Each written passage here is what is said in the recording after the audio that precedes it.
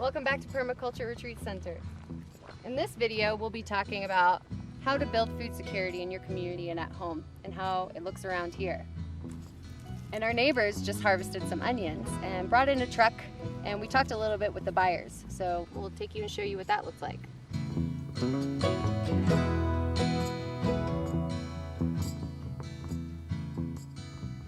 So we wanted to make a pretty quick video on the practical things that you can do to build food security for you, your family, and in your community.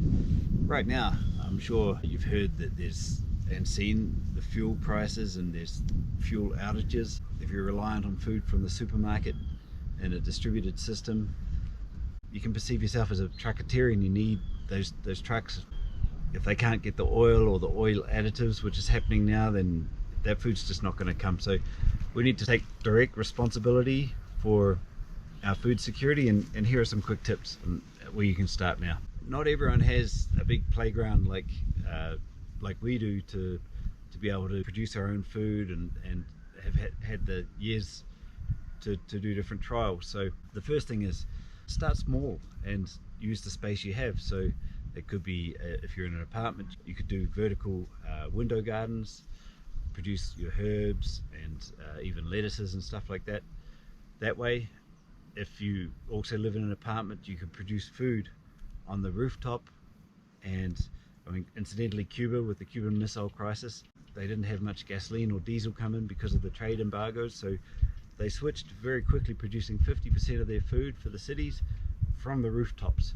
Yep, get cracking on that. Use the bokashi system for the raised bed gardens. And then it's hard to produce all of your own food, you know, but there are people that can. They have the tools, the experience, the land.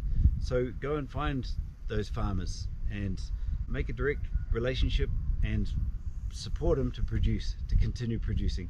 Their costs have gone right up, and unless consumers start to go direct and give more of that value directly to the growers, there's not going to be next season's crop, you know, less and less. Those farmers need support, and if you do a more direct trading system with them, more direct exchange, then you can get better value and they can get a better return also.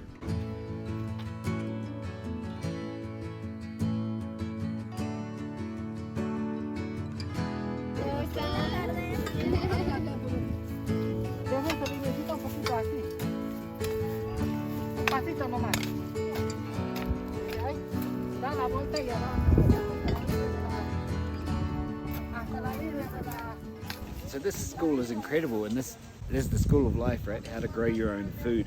These girls, there's a class every afternoon that works with Royerd. They do 2 hours, and in that amount of time they produce their own veggies for the school, which they eat.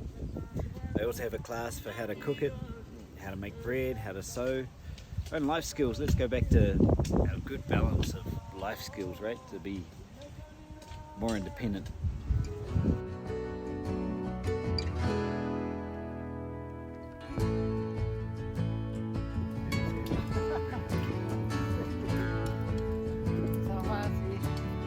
Another thing is start to produce something real that you can exchange. And for instance, we just exchanged some of these onions for kombucha, which costs us very little to produce.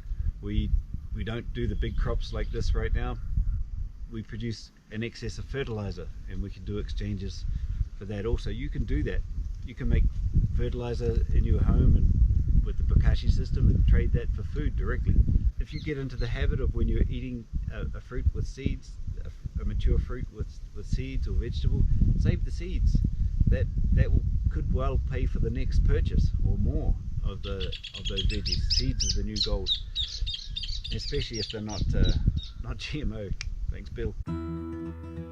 Some ideas of things that you probably are in contact with now, that you can like divide or propagate from, actually create value in something tradable in your community.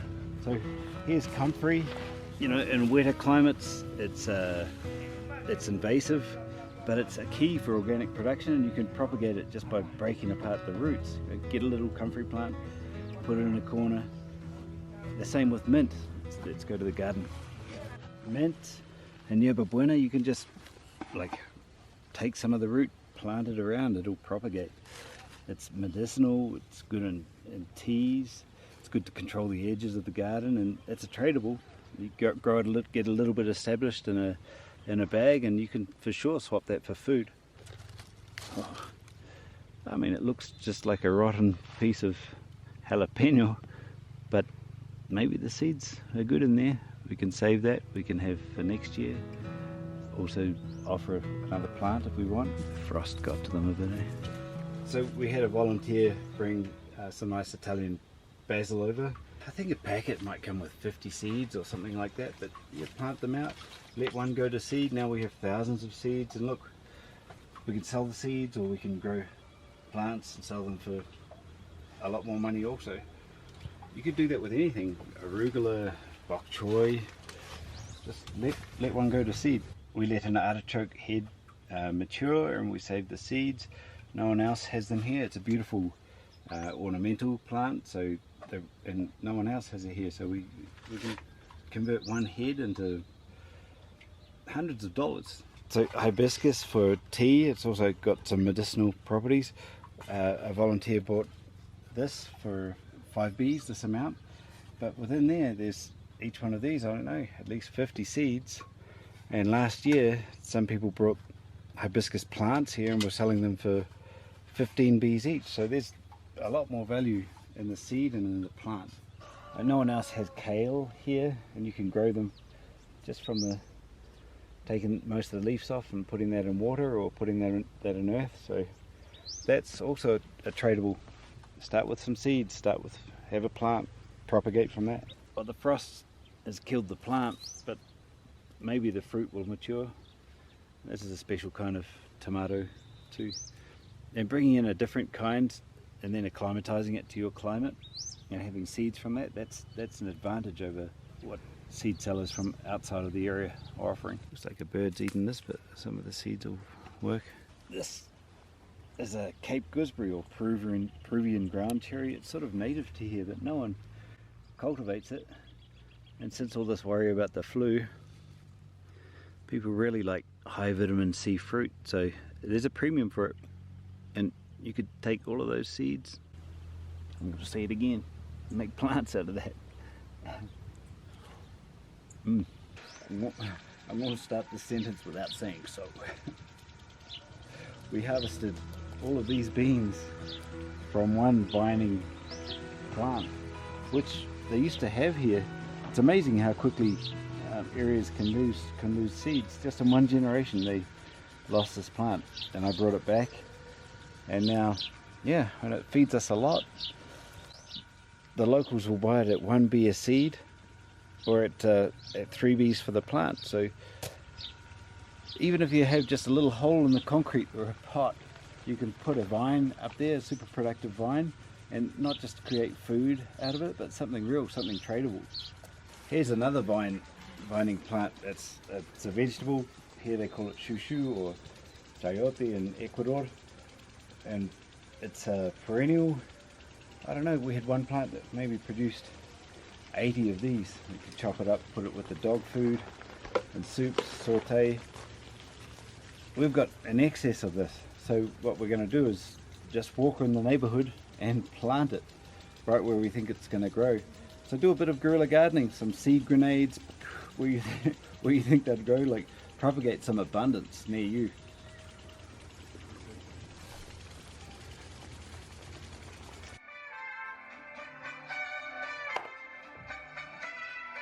And then there are the obvious things you can do in terms of preserving food that's seasonal, that you can get cheaply or might be getting thrown out, and learning low-tech ways to preserve that food or store it, and getting dry goods and storing that properly so you have a reserve that way. The ultimate thing for food security and community is to have your own private trading mechanism. If the purchasing power of the money keeps on depreciating, each community needs its own community currency. It's an absolute key for these times. Before the collapse, you need to have a trading circle with your own money. In summary, thanks for listening if you're still with us. Personal steps right now: get some seeds, save seeds, use the space you have, start making compost. The next, wider than your personal direct actions, find people that have the capacity to grow food or are growing food and make a direct relationship with them, purchase their future crops, make an investment in that. And think about your community.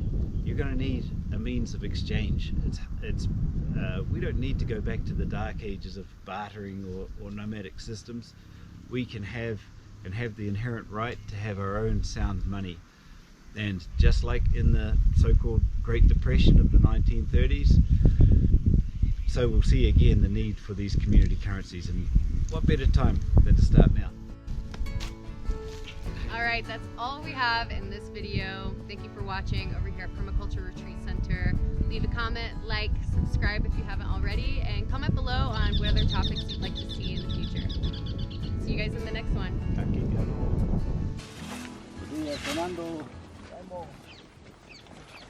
So we're just going to come check on the neighbour's onions crop. He did a trial with using organic means, and it's come out pretty well.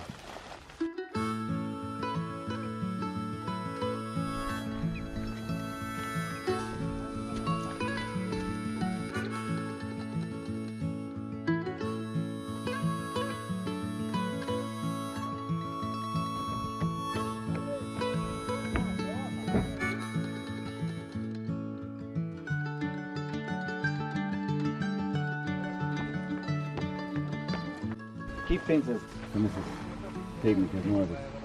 Bien, Muy bien. ¿Bien escaso? más económica la producción, ¿no? ¿Qué piensas ahora, Manuel? ¿Da? Está bueno.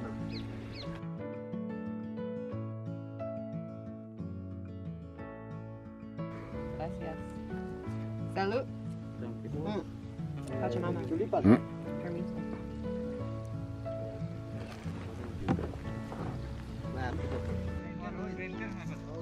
¿Cuánto es el producto?